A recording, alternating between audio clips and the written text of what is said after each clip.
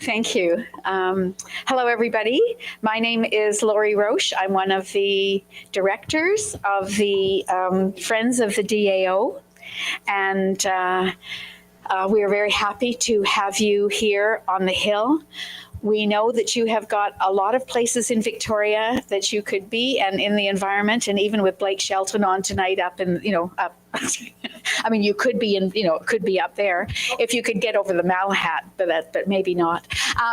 But we are really happy that you've chosen to come up to the center of the universe in order to be able to be here with us tonight.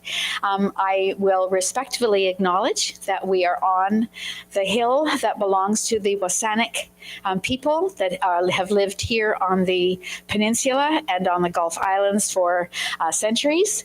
And they call this Hill Witixis. And we are very happy to be able to work and explore and learn and play up here. I mean, some people work and I play, so. Oh, there we go. So tonight, we're very happy to introduce you to Dr. Deb Lockhorst, who is going to talk about the Dragonfly Telephoto Array. And you probably are saying, well, why is it called that? And you're going to find out pretty soon about that. So it's a different name for it, isn't it? Than what it normally would.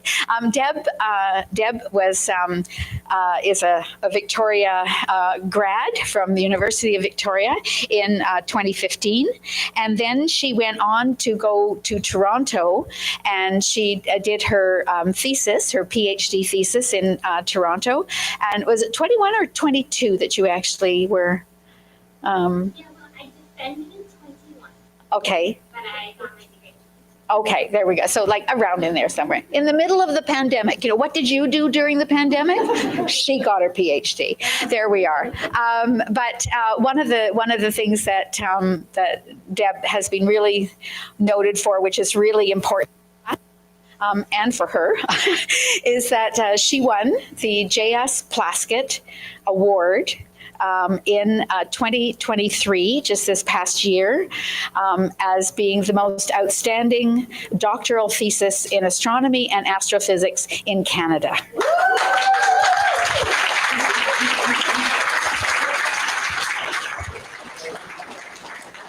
Sorry, Deb. And of course, because we have the Plaskett telescope sitting right over here, and that this place that we are in is so surrounded by Dr. Plaskett's legacy that it's really so important that that Deb, who won that award, is here to talk to you tonight. So, would we give a warm welcome, please, Deb Lockhorst?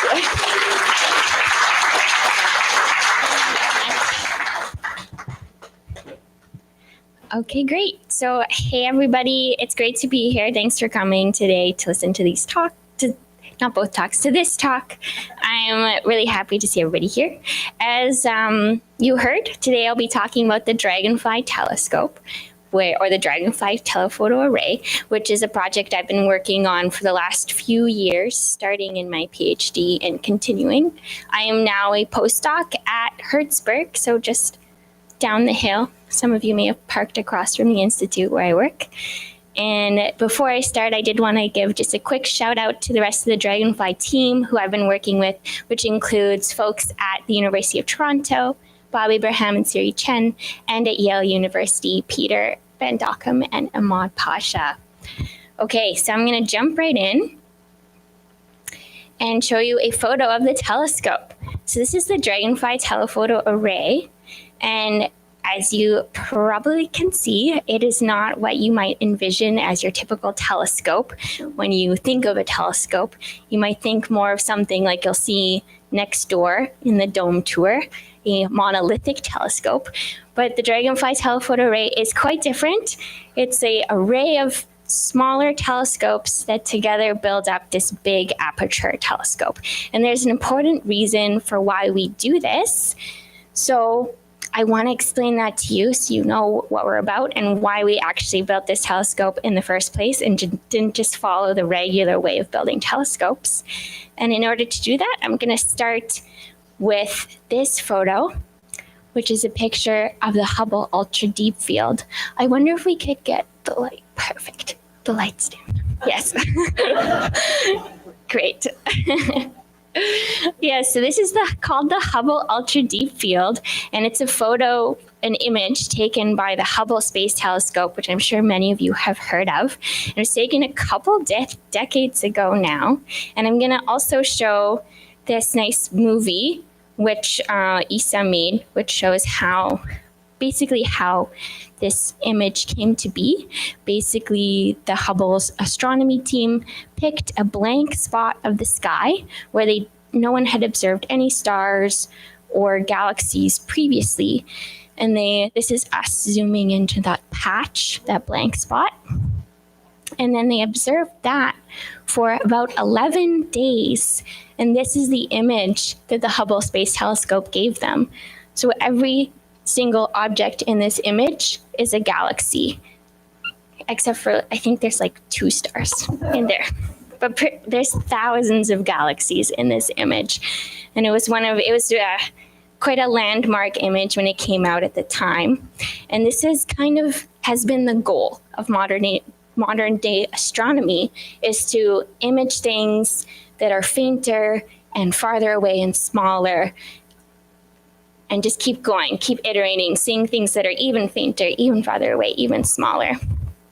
And before I move on, because the James Webb Space Telescope launched last year, I did want to give a shout out to it. So this is actually JWST's observations of the same Hubble Ultra Deep Field. So they reached comparable depths, which is basically they saw the same objects as Hubble did in just one tenth of the observing time. So instead of 11 days, about 1 day. And it's a very complementary instrument, and it's really made some beautiful images. If you haven't been to talks on JWST, I encourage you to go look it up online. There's some really, really beautiful stuff out there. I guess the question that I want to bring to you or answer for you is, how did we get here? How did we start making these huge telescopes? Because we didn't just start from no telescopes and all of a sudden telescopes in space. There's clearly a large progression over the past few centuries. And I'm just going to step through some landmarks right now. So one example of kind of a landmark was at the beginning of the 1900s. The largest telescope on the world was the Yerkes 40-inch refracting telescope. So that means completely lens-based, so no mirrors. And this was the top telescope of the time in like 1897, in the 1900. Soon after that, in like 1918, our DAO telescope was built, so shout out to that telescope. It's a 1.8 meter diameter telescope, and it was the biggest telescope of its time that was operating for a very short time, and it was quickly overtaken by the 100-inch diameter Hooker telescope. This one, our telescope, remained second best in the world for a long time, so it was still really good. And I'm going to skip through all the many telescopes that have been built throughout the 1900s and go to the state of the art right now, which is one example of which is the Keck Observatory, which is a 10-meter diameter telescope in Hawaii. And that is kind of the pinnacle right now of what astronomers can observe with is this size of telescope, 10-meter, 8-meter diameter telescopes. And the next generation, which you may have also heard of, is this next generation of extremely large telescopes, such as the 30-meter telescope. So this is an artist rendition of the 30-meter telescope. And as the name implies, it will have a 30-meter diameter primary mirror. And that's planned for some time, hopefully soon. I'm not going to get into it, but hopefully sometime soon, the next 10 years. And so that's the next generation. And you can see the trend. We're building bigger and bigger telescopes, and that's for 2 reasons. One is that the bigger the diameter of your primary mirror, or primary aperture of your telescope, the more light you collect, which means that you can see fainter objects. And the other reason is that the larger your entrance aperture is to your telescope, the smaller objects you can resolve. Your resolution gets better. So you can actually resolve small features in galaxies, or see far away galaxies against the background, or resolve the insides of galaxies, this kind of thing. So that's why we want to make bigger and bigger telescopes. It's very important. But it turns out something was missing. So despite making these bigger and bigger telescopes, it turns out that there's a whole kind of niche field of astronomy that was getting left behind, and that is low surface brightness astronomy. So objects that are very large and faint. And I'll talk more about that. But one way to kind of visualize this is if we think about galaxies. So we're all pretty familiar with galaxies, I hope. We live in one, the Milky Way. We're in its disk, not at the center, 8 kiloparsecs out or so. It's a flat galaxy made of stars, gas, dust, and dark matter. That's a crash course in galaxies. They're very big. So if we take galaxies and we plot them on a plot of their brightness versus their size, by the end of the 1980s, there are about 20 galaxies found, which is not a lot, so it's kind of crazy. And they all went along this nice line, a nice linear trend if you plotted them against their size and brightness, they followed a very nicely behaved trend, where the bigger they are, the brighter they were. And this doesn't make physical sense, because galaxies should be able to be any size and any brightness. The reason that galaxies were falling along this line is because of our observational biases. So it's because we either couldn't detect things that were too faint, and we can't detect things that are too big. So as telescopes got bigger and bigger, up until the 2020s, we actually observed a lot. And I'm using the royal we in that astronomers, was not me personally, astronomers observed way more galaxies and basically completely filled up that top region where things are compact, so small size, and have a range of brightness from faint to very bright. But this whole region was left empty, and people basically couldn't find anything that would fit inside that.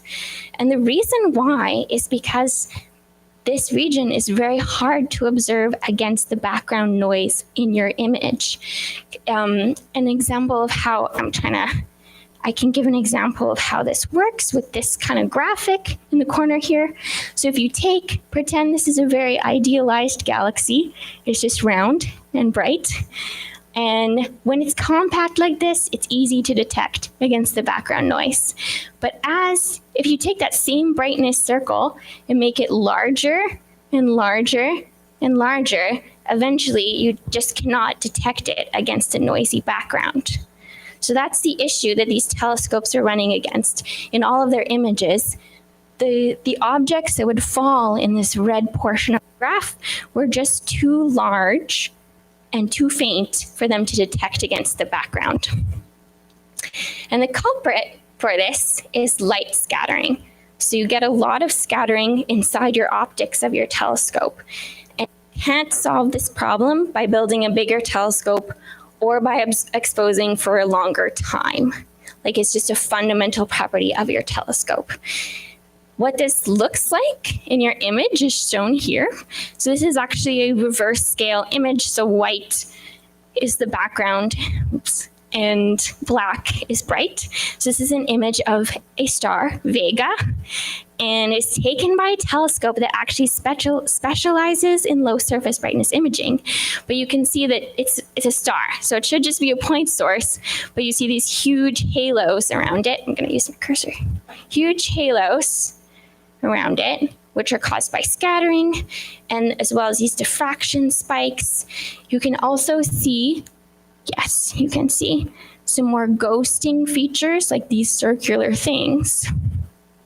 So if you're trying to detect something that's large and faint on this kind of image, you just don't know whether you're detecting an actual object or if you're detecting noise. So it's very difficult to actually detect anything that of these low surface brightness properties. Okay. The reasons for the light scattering are actually twofold.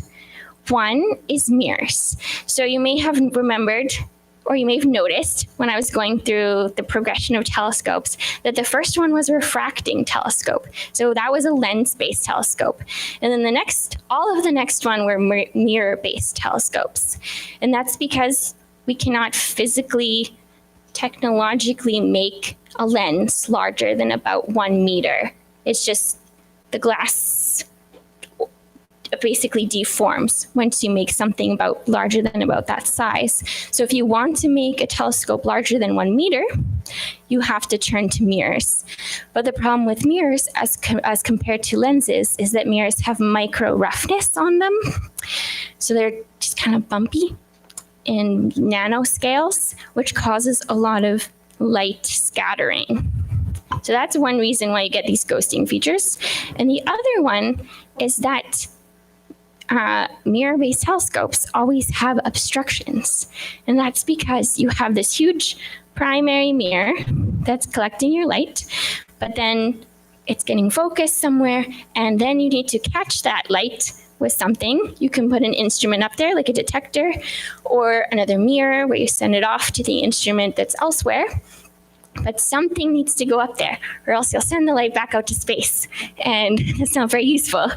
So people often put what's called a secondary mirror up there, and in order to do that, you need support struts to put that in place and build a framework, and all of these things, including the mirror itself, cause scattering of light. So for all of those reasons, you just basically can't escape this light scattering inside a typical mirror-based design. I mentioned before, we did talk about using refractors, but I already said that we can't make a single lens larger than 1 meter, so that's a bit hard to do. And the truth is that except for in solar astronomy, refractors have been dead in astronomy for over a century. But refractors, lenses, are still used a lot in the real world, in particular in high performance photography, such as the lens shown here, which is a Canon telephoto lens. And these lenses in particular have developed coatings, or have been applied with coatings that reduce lens flare. So this is basically the same thing as ghosting that you can see in this image here. And the way Canon did this is they designed these nanofabricated coatings that I think they just absorb the light and prevent it from basically reflecting. They only allow light to pass through. And that effectively reduces any kind of glare or reflecting light from your instrument.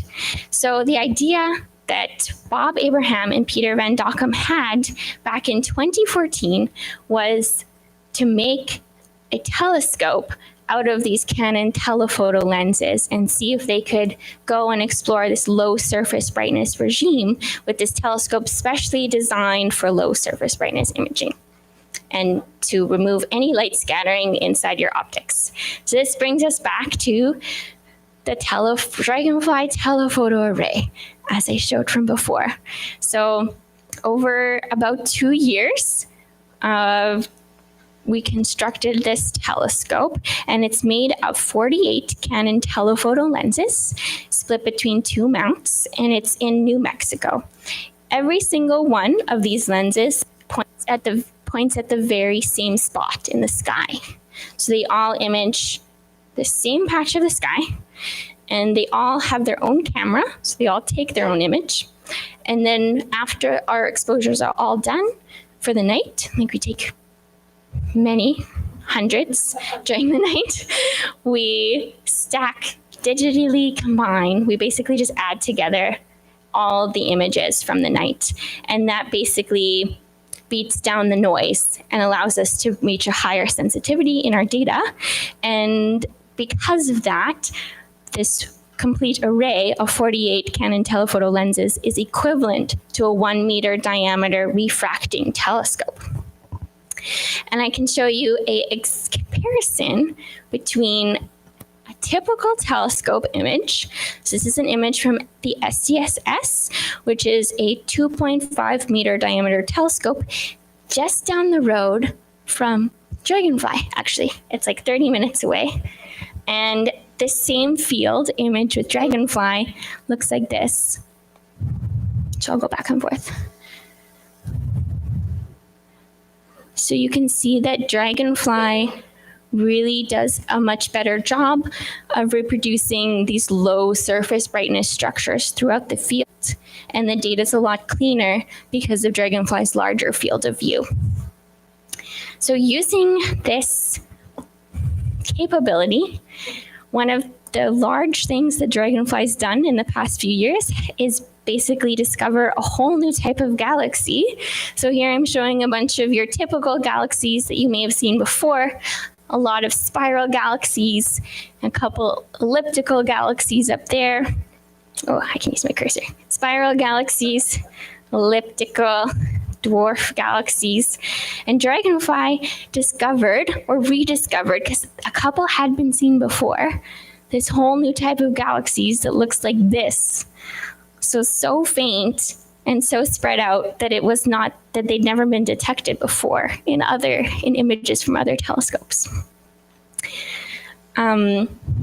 So one of the first things Dragonfly did, and I think how we first detected these galaxies was by looking at a cluster of galaxies. This is the Coma cluster, and every single red box there is one of these new ultra-diffuse galaxies.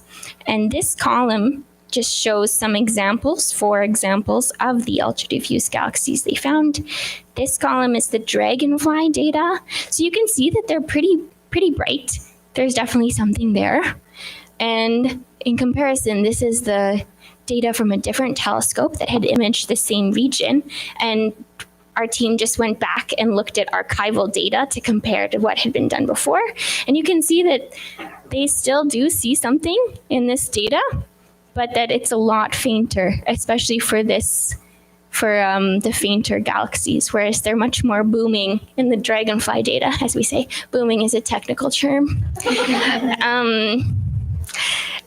One other thing to note is that while this other telescope did detect these galaxies, like you can see them in there, the difficult part is that it also detected many other spurious objects that looked similar but were not in the Dragonfly data.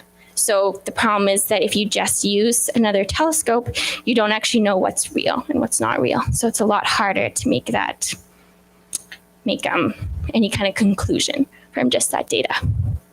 And then if we go back to our plot, it turns out that the ultra-diffuse galaxies actually fit right inside that missing area. So Dragonfly was able to fill that out.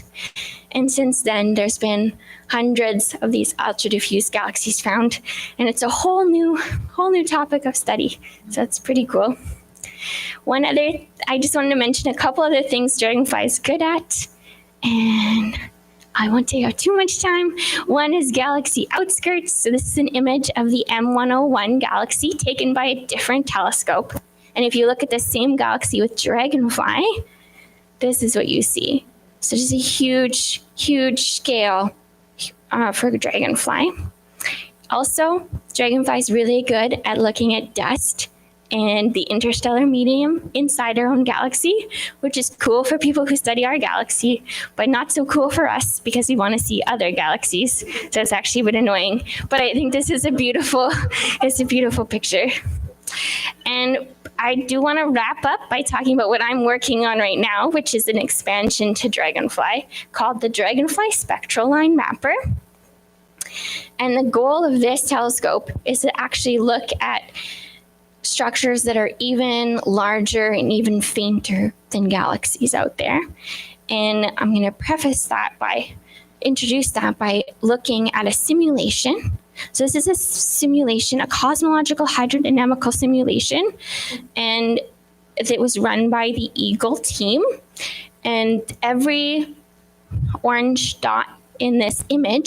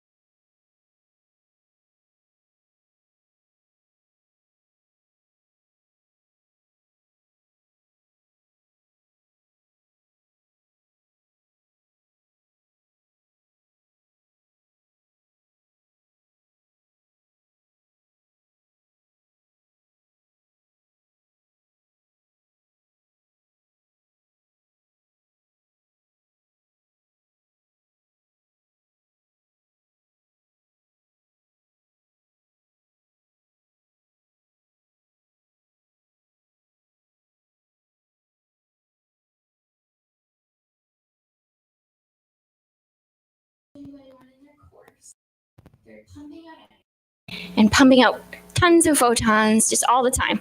They're just going crazy, pumping out energy and photons. Whereas gas is just hanging around, doing nothing. It's lazy, like in this room right now, and it just slowly cools. And as it cools, inside the individual atoms and molecules, an electron will hop down in energy level and emit a photon. And that's how you see gas, is by that very tiny mechanism. So it's a lot harder to detect gas than it is to detect stars. So in order to do that, you need to basically filter out all emission from the stars and only let through emission that you know is from the gas. And you do that because we understand atomic physics. We can do that in labs. So we know what wavelength of light should be produced by this cooling of the atoms. And it's usually just like one wavelength, like shown here. And so you just want to filter out everything except for that wavelength. And that's how you get a picture like this of a nebula. So this is our goal with the Dragonfly Spectral Line Mapper, is to use filters to get rid of all the light except for the emission that we think is coming from the cosmic web, and see if we can map out basically the dark matter in the universe and gas flowing into galaxies and being blown out of galaxies. So you can see in this image, our filters are on the front of our lenses, which is something I can talk about. It's an unusual position. And the goal, this is a result from our pathfinder that I put together during my PhD. And it was just 3 lenses with 3 filters, little picture down there. And you can see, I looked at this M81 group of galaxies, and there's lots of this red color is emission from hydrogen gas. And you can see there's lots of emission in the M81 galaxy and the M82 galaxy.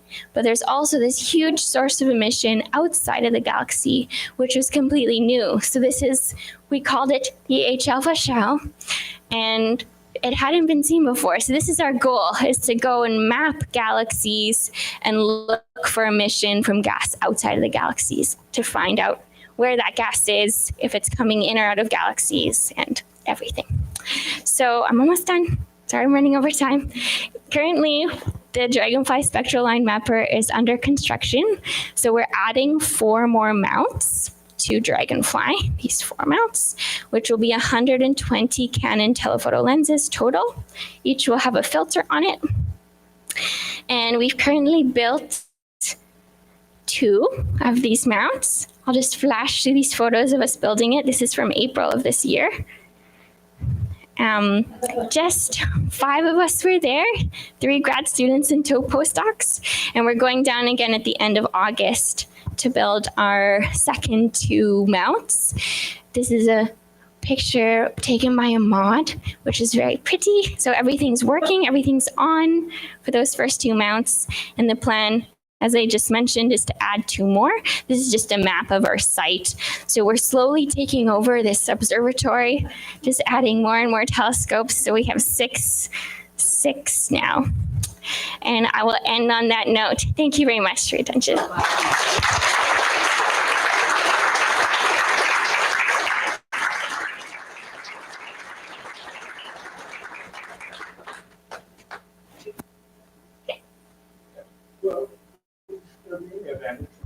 Take your telescope back to have it up in space.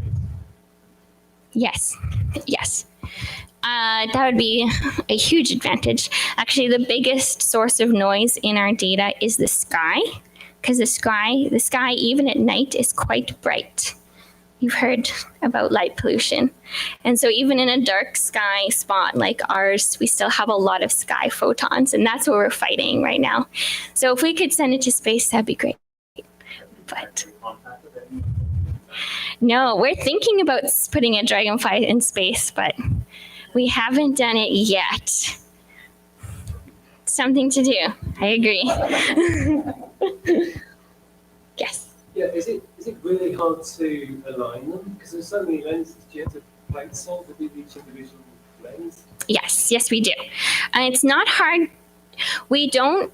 We purposefully keep them a little bit misaligned. So each one, the field of view of each camera is about 1 degree by 1.5 degrees for the Dragonfly spectral line mapper. For Dragonfly, we're using different cameras. It's actually a little bit bigger. But it's quite a large field of view. And so we actually misalign by about 15 arc minutes on purpose. And we use the honeycomb structure plus the filter tilters at the front to hold everything in place. And then we individually plate solve all of our images before we stack, and we resample. It's a very long data pipeline. Yes. Dragonfly name, just because it kind of looks like Dragonfly, what was some of the biology of Dragonfly used initially to the concept to do you know what That's an interesting question. It was mainly named because it looked like a bug's eye, but also because Peter Van Dockum, who was one of the founders of Dragonfly, he's a professor at Yale, takes pictures of dragonflies in his spare time, and he actually published a book of dragonfly pictures, which you can find on Amazon. So it's a big thing for him. So that's where it came from.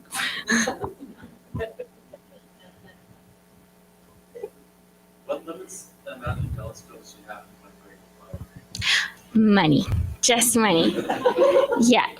No, it'd be amazing to expand even more, because at this point, no, at this point, it's because it's just a factor of you can just stack all these images together. So the faster you can take images, the faster you can get your data. So the more telescopes you have, the better, because you could just take it instantly. We really want to do a Dragonfly in the south, for example, also to cover the southern hemisphere. And this is something that we can also do distributed. So they don't all have to be in New Mexico, for example. We could have them across Canada or something like that. So yeah, it would be great to have more of these. Yes.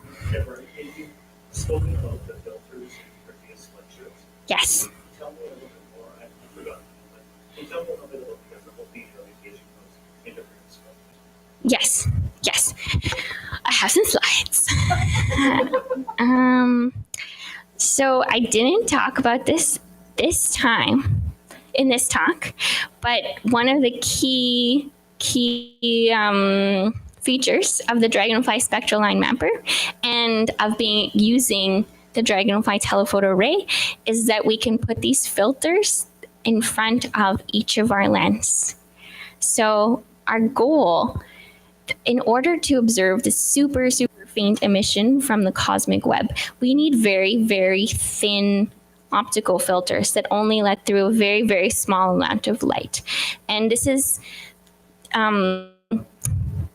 these kind of filters are called ultra narrowband filters, so less than a nanometer wide. And this is not typically used in astronomy because you literally can't use them in your normal spot for your filters because of the interference property of these narrowband filters. Sorry if this is getting a little technical, but the basic idea is, just look at the plot. It'll be all okay. At a zero, basically what happens is if you put your filter in your typical spot where it goes behind all the optics, usually goes here, all the light at that point is focusing onto your camera. So instead of having nice parallel light coming in from space, you have light coming at a very sharp cone angle. And that means that the light hitting your filter, which is placed back here, is hitting it at a varying wavelength or varying angle. And because these are interference filters, they're very strongly, the light they let through very strongly depends on the angle that light is arriving at the filter. And it follows this nice relation. So if the light is arriving at 0 degrees, then you have, 0 degrees, then you have no change in the wavelength of light that it lets through. But then if light, as you change the angle of the light arriving on your filter from 0 to more and more and more, then the wavelengths it's letting through changes. So it changes by 1 nanometer to 2 nanometers to 3 nanometers to 4 nanometers, all the way to about 8 nanometers by the time this light is at about a 20 degrees incidence hitting your filter. And this is a big deal because this filter is only 1 nanometer wide. So if you're changing it by 8 nanometers, you're no longer even looking at the light that you want to anymore. You only wanted that 1 nanometer. And instead you're looking at something that's 8 nanometers away. So if you put your filter in this typical place, it just doesn't work. Sorry if this is too technical, but the idea is that by putting the filters in the front, light is coming from space. It's all very parallel because space is basically at infinity. So it's all very far away. So light's coming in straight. So it hits your filter. So you always get this 0, 0, 0 relationship. That's how that works. Does that make sense? Okay, it's clear. Okay, then I will go to the next step. The next step is where we turn this basically a bug of interference filters into a feature, which is that we can actually tilt the filters, and then that smoothly shifts the wavelength of light it lets through as a function of tilt. So just because things are still arriving parallel, it's always the same tilt for every single photon. So that's the idea. And that's why this device is called the filter tilter. So it holds the filter and it tilts it. And this actually just shows the same idea in just another way. So basically, if you don't tilt your filter at all, so it's at 0 degrees, then the wavelength that lets through is this red line, this like really narrow one at your normal, the wavelength that you typically want to let through. And then if you tilt your filter by 10 degrees, the bandpass that you let through shifts by like a couple nanometers, and you only let through that light. It's very nicely behaved. So that's the idea. It makes sense? Cool. No, actually, we do have a patent for it. Yeah, okay, I'll go back to this picture.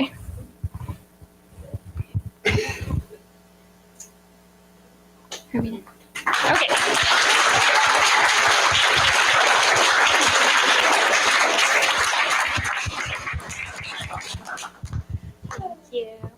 Thank you. Thanks.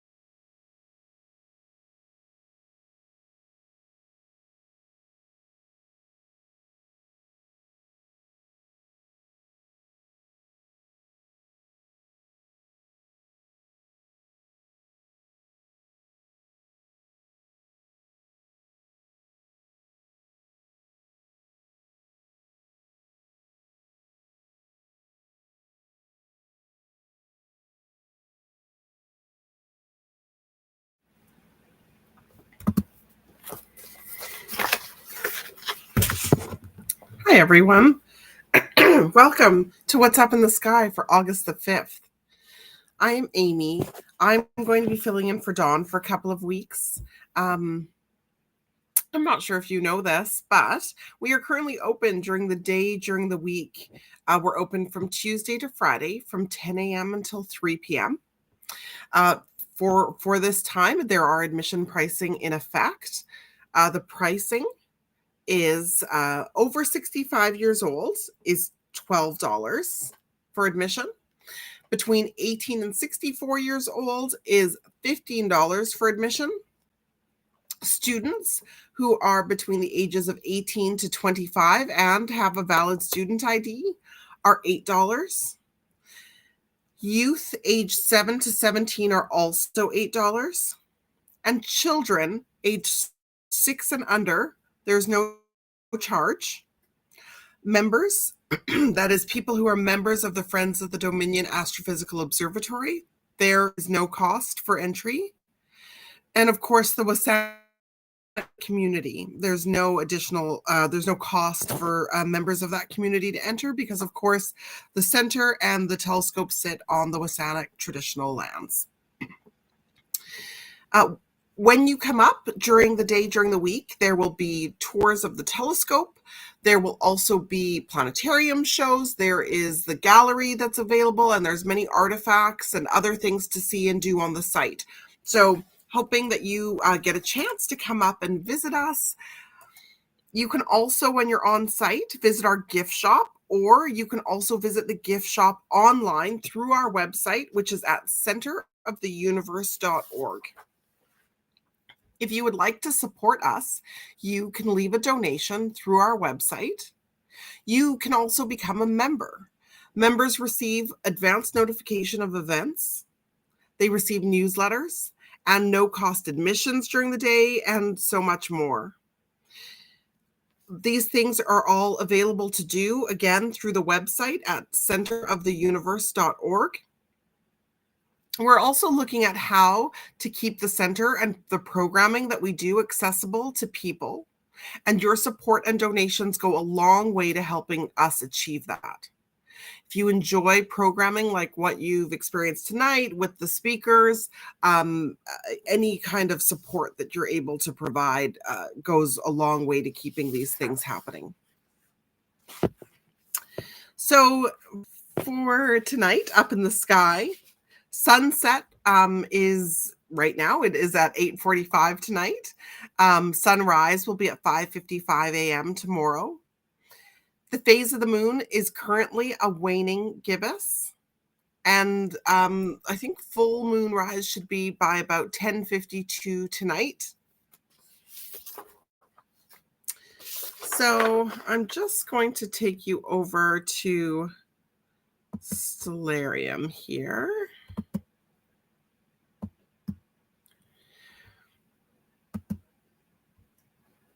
All right. So there's a few things to look out for in the sky over the coming week.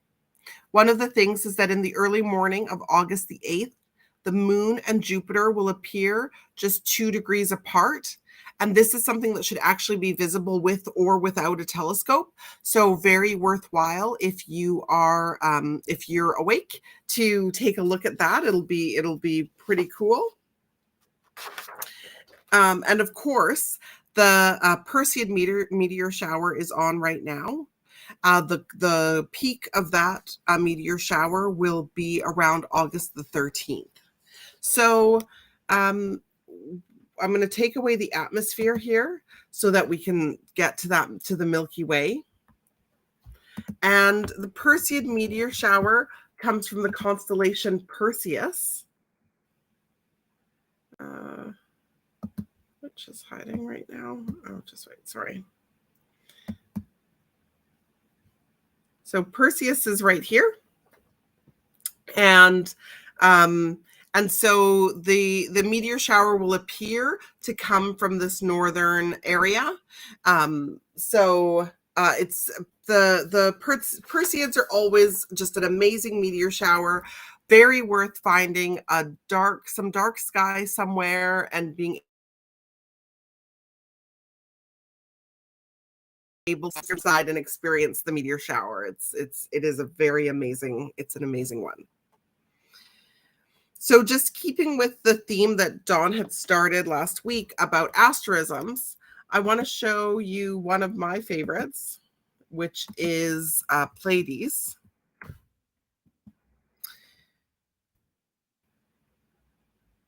And we have to get a little bit later in the night, so probably about 12 o'clock,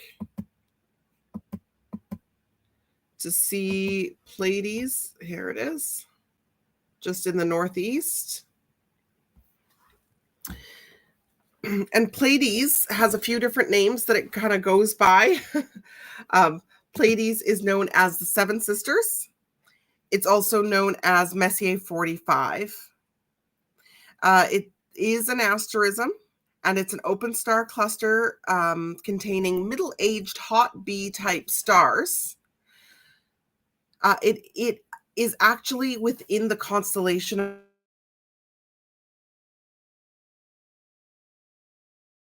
of Taurus. Then you will find Pleiades right there. Pleiades is about 444 light years away from us, which makes it quite a near star cluster to the Earth. So you can look out for that one if you happen to be awake around 11 or 12 at night, and take a look for that one. It's nice and bright, and it's always really, really beautiful. And of course, if you're able to take a look at the moon right now, the images that you would be able to get of the moon at the moment, they've been spectacular lately. So that's a good one to look at with or without a telescope. Take a look at the moon as it's waning this week. And that's all really that's up in the sky for this week. There are so many, it's the beautiful summer sky up here in the Northern Hemisphere. So just, enjoy all of the stars that come out. See if you can identify a new star maybe that you haven't before. A lot of people have the apps on their phone that work to find the stars and the constellations. There's also the paper planispheres, which I always prefer because of the light. But however you find them, try to identify a new star this week. And if you do, put it into the chat box to let us know which star you were able to discover. If you do not already follow us, please do. You can follow us on social media at Friends DAO on Instagram and on Facebook. And you can follow us, of course, on YouTube at Friends of the DAO. And you would want to subscribe to us there. And you will be notified every time that we are posting something new or when there's another speaker. And that's all for tonight. So keep looking up and have a great week. See you next week. Bye-bye.